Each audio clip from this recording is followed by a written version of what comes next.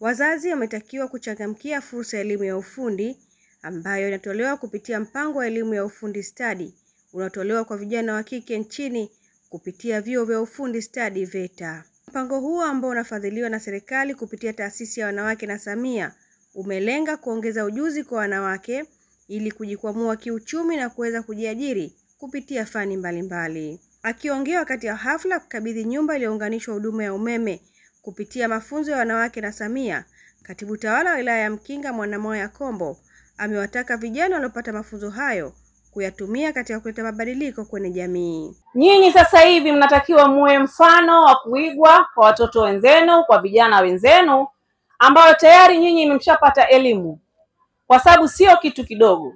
Wewe unatakiwa uwe mfano wa kuigwa kwa wengine ambao hawajapata haya mafunzo, na wewe ndio uwe mwalimu wa kuweza kuhamasisha wenzio ambao bado hawajataka fursa hii kuitumia, ili waje chuoni wajiunge na wao wapate elimu. Hata hivyo, mwenyekiti wa wanawake na Samia mkoa wa Tanga Hamida Koja akasema kuwa mafunzo haya yamelenga kuwawezesha wanawake kupata ujuzi wa kitaalamu ili waweze kujiajiri, kuongeza kipato na kushiriki katika maendeleo.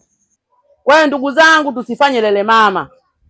Wakina mama tuwatoe mabinti zetu majumbani, badala mtoto anapomaliza unasema mpelekee Dar es Salaam ende akaajiriwe sijui wapi.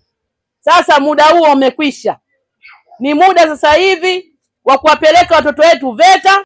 Kwa kupitia ujuzi waliopata utawasaidia kwanza kupambana dhidi ya umaskini, kuongeza kipato na kukuza ushiriki wa wanawake katika sekta za uzalishaji.